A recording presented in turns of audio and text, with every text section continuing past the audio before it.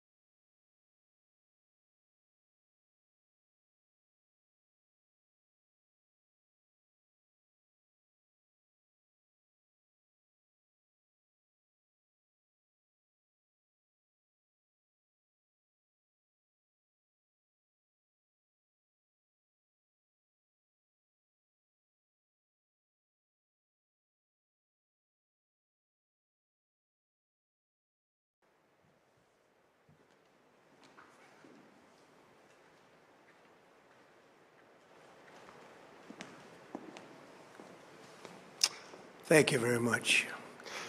My fellow Americans, good evening. Let me begin by congratulating the team at NASA and our brave astronauts on the successful launch of Artemis II. It was quite something.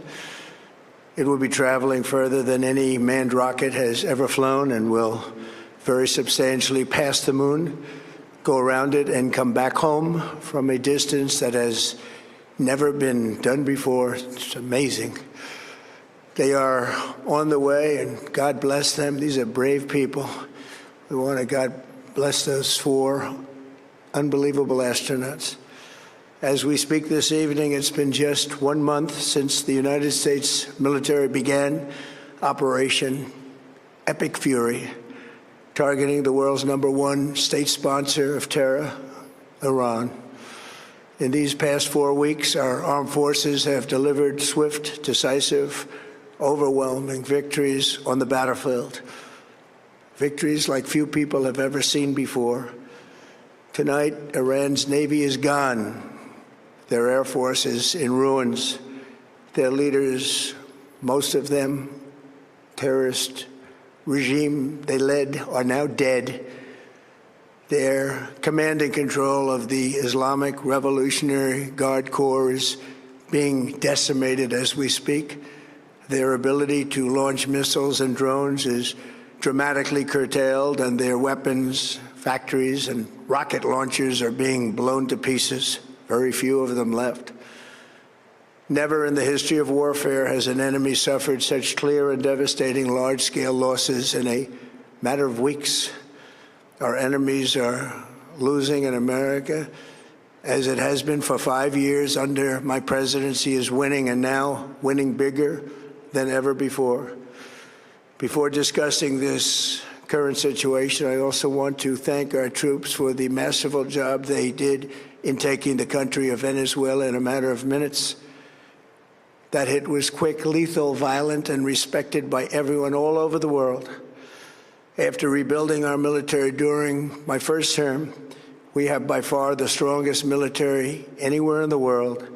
And now we're working along with Venezuela and are, in a true sense, joint venture partners. We're getting along incredibly well in the production and sale of massive amounts of oil and gas, the second largest reserves on earth after the United States of America.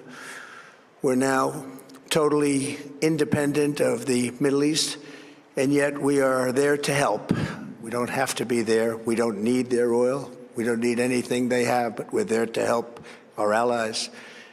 Tonight, I want to provide an update on the tremendous progress our warriors have made in Iran and discuss why Operation Epic Fury is necessary for the safety of America and the security of the free world. From the very first day I announced my campaign for president in 2015, I have vowed that I would never allow Iran to have a nuclear weapon. This fanatical regime has been chanting death to America, death to Israel for 47 years. Their proxies were behind the murder of 241 Americans in the Marine barracks bombing in Beirut, the slaughter of hundreds of our service members with roadside bombs. They were involved in the attack on the USS Cole, and they carried out the countless other heinous acts, including the just horrible, bloody atrocities of October 7th in Israel, something that most people have never seen anything like it. This murderous regime also recently killed 45,000 of their own people who were protesting in Iran. 45,000 dead. For these terrorists to have nuclear weapons would be an intolerable threat. The most violent and thuggish regime on earth would be free to carry out their campaigns of terror, coercion, conquest, and mass murder from behind a nuclear shield. I will never let that happen, and neither should any of our past presidents. This situation has been going on for 47 years and should have been handled long before I arrived in office. I did many things during my 2 terms in office to stop the quest for nuclear weapons by Iran first, and perhaps most importantly, I killed General Qasem Soleimani in my first term. He was an evil genius, brilliant person, a horrible human being, however, the father of the roadside bomb, and he lived just horrible what he did. Iran would have been perhaps in far better, stronger position. Had he lived, we would have had probably a different conversation tonight. But you know what? We'd still be winning and winning big. And then, very importantly, I terminated Barack Hussein Obama's Iran nuclear deal, a disaster. Obama gave them $1.7 billion in cash, green cash, took it out of banks from Virginia, D.C., and Maryland, all the cash they had. He flew it by airplanes in an attempt to buy their respect and loyalty, but it didn't work. They laughed at our president and went on with their mission to have a nuclear bomb. His Iran deal would have led to a colossal arsenal of massive nuclear weapons for Iran, and they would have had them years ago, and they would have used them. It would have been a different world. There would have been no Middle East and no Israel right now, in my opinion, the opinion of a lot of great experts, had I not terminated that terrible deal. And I was so honored to do it. I was so proud to do it. It was so bad right from the beginning. Essentially, I did what no other president was willing to do. They made mistakes, and I am correcting them. My first preference was always the path of diplomacy, yet the regime continued their relentless quest for nuclear weapons and rejected every attempt at an agreement. For this reason, in June, I ordered a strike on Iran's key nuclear facilities, an Operation Midnight Hammer. Nobody's ever seen anything like it. Those beautiful B-2 bombers performed magnificently. We totally obliterated those nuclear sites. The regime then sought to rebuild their nuclear program at a totally different location, making clear they had no intention of abandoning their pursuit of nuclear weapons. They were also rapidly building a vast stockpile of conventional ballistic missiles and would soon have had missiles that could reach the American homeland, Europe, and virtually any other place on Earth. Iran's strategy was so obvious. They wanted to produce as many missiles as possible, and they did, with the longest range possible, and they had some weapons that nobody believed they had. We just learned that out. We took them out. We took them all out so that no one would really dare stop them. And their race for a nuclear bomb, a nuclear weapon like nobody's ever seen before. They were right at the doorstep. For years, everyone has said that Iran cannot have nuclear weapons, but in the end, those are just words if you're not willing to take action when the time comes. As I stated in my announcement of Operation Epic Fury, our objectives are very simple and clear. We are systematically dismantling the regime's ability to threaten America or project power outside of their borders. That means eliminating Iran's Navy, which is now absolutely destroyed, hurting their Air Force and their missile program at levels never seen before, and annihilating their defense industrial base. We've done all of it. Their Navy is gone. Their Air Force is gone. Their missiles are just about used up or beaten. Taken together, these actions will cripple Iran military, crush their ability to support terrorist proxies, and deny them the ability to build a nuclear bomb. Our armed forces have been extraordinary. There's never been anything like it militarily. Everyone is talking about it, and tonight I'm pleased to say that these core strategic objectives are nearing completion. As we celebrate this progress, we think especially of the 13 American warriors who have laid down their lives in this fight to prevent our children from ever having to face a nuclear Iran. Twice this past month, I have traveled to Dover Air Force Base, and it's been something. I wanted to be with those heroes as they return to American soil, and I was with them and their families, their parents, their wives, their husbands. We salute them, and now we must honor them by completing the mission for which they gave their lives. And every single one of the people, their loved ones said, "Please, sir, please finish the job," every one of them. And we are going to finish the job, and we're going to finish it very fast. We're getting very close. I want to thank our allies in the Middle East, Israel, Saudi Arabia, Qatar, the UAE, Kuwait, and Bahrain. They've been great, and we will not let them get hurt or fail in any way, shape, or form. Many Americans have been concerned to see the recent rise in gasoline prices here at home. This short-term increase has been entirely the result of the Iranian regime launching deranged terror attacks against commercial oil tankers in neighboring countries that have nothing to do with the conflict. This is yet more proof that Iran can never be trusted with nuclear weapons. They will use them, and they will use them quickly. It would lead to decades of extortion, economic pain, and instability worse than we can ever imagine. The United States has never been better prepared economically to confront this threat. You all know that. We built the strongest economy in history. We're going through it right now, the strongest in history. In 1 year, we've taken a dead and crippled country. I hate to say that, but we were a dead and crippled country after the last administration and made it the hottest country anywhere in the world by far, with no inflation, record-setting investments coming into the United States, over $18 trillion, and the highest stock market ever, with 53 all-time record highs in just 1 year. It all positioned us to get rid of a cancer that has long simmered. It's known as the nuclear Iran, and they didn't know what was coming. They've never imagined it. Remember, because of our Drill Baby Drill program, America has plenty of gas. We have so much gas. Under my leadership, we are #1 producer of oil and gas on the planet, without even discussing the millions of barrels that we're getting from Venezuela. Because of the Trump administration's policies, we produce more oil and gas than Saudi Arabia and Russia combined. Think of that, Saudi Arabia and Russia combined.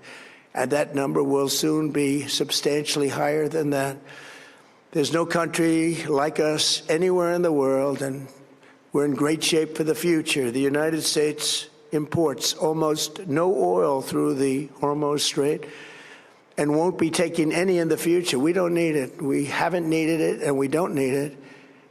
We've beaten and completely decimated Iran. They are decimated, both militarily and economically and in every other way. And the countries of the world that do receive oil through the Hormuz Strait must take care of that passage. They must cherish it. They must grab it and cherish it. They can do it easily. We will be helpful, but they should take the lead in protecting the oil that they so desperately depend on. So to those countries that can't get fuel, many of which refuse to get involved in the decapitation of Iran, we had to do it ourselves. I have a suggestion. #1, buy oil from the United States of America. We have plenty. We have so much. And #2, build up some delayed courage. Should have done it before. Should have done it with us, as we asked. Go to the Strait and just take it, protect it, use it for yourselves. Iran has been essentially decimated. The hard part is done, so it should be easy. And in any event, when this conflict is over, the Strait will open up naturally. It'll just open up naturally. They're going to want to be able to sell oil because that's all they have to try and rebuild. It will resume the flowing, and the gas prices will rapidly come back down. Stock prices will rapidly go back up. They haven't come down very much, frankly. They came down a little bit, but they've had some very good days over the last couple of days. We've done actually much better than I thought, but we had to take that little journey to Iran to get rid of this horrible threat. With our historic tax cuts, where people are just now talking about receiving larger refunds than they ever thought possible, they are getting so much more money than they thought. That's from the great big beautiful bill. Our economy is strong and improving by the day, and it will soon be roaring back like never before. It will top the levels that it was a month ago. I've made clear from the beginning of Operation Epic Fury that we will continue until our objectives are fully achieved. Thanks to the progress we've made, I can say tonight that we are on track to complete all of America's military objectives shortly, very shortly. We're going to hit them extremely hard over the next 2 to 3 weeks. We're going to bring them back to the Stone Ages where they belong.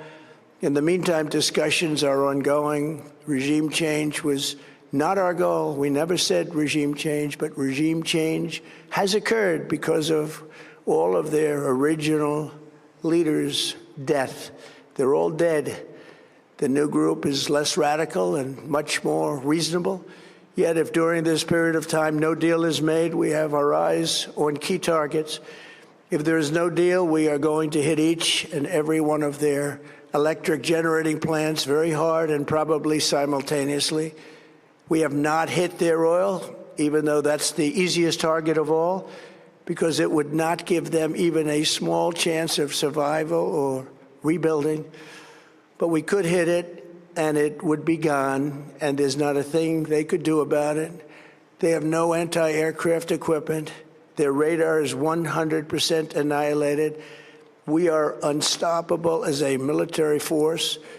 The nuclear sites that we obliterated with the B-2 bombers have been hit so hard that it would take months to get near the nuclear dust. and we have it under intense satellite surveillance and control.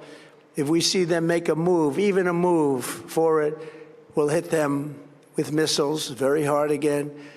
We have all the cards, they have none. It's very important that we keep this conflict in perspective. American involvement in World War I lasted 1 year, 7 months, and 5 days. World War II lasted for 3 years, 8 months, and 25 days. The Korean War lasted for 3 years, 1 month, and 2 days. The Vietnam War lasted for 19 years, 5 months, and 29 days. Iraq went on for 8 years, 8 months, and 28 days. We are in this military operation, so powerful, so brilliant, against one of the most powerful countries for 32 days. And the country has been eviscerated and essentially is really no longer a threat. They were the bully of the Middle East, but they're the bully no longer.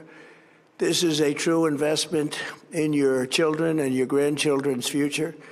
The whole world is watching, and they can't leave the power, strength, and brilliance. They just can't believe what they're seeing. They leave it to your imagination, but they can't believe what they're seeing, the brilliance of the United States military. Tonight, every American can look forward to a day when we are finally free from the wickedness of Iranian aggression and the specter of nuclear blackmail. Because of the actions we have taken, we are on the cusp of ending Iran's sinister threat to America and the world. And I'll tell you, the world is watching. And when we do, when it's all over, the United States will be safer, stronger, more prosperous, and greater than it has ever been before. May God bless the men and women of the United States Armed Forces, and may God bless the United States of America. Thank you very much, and good night.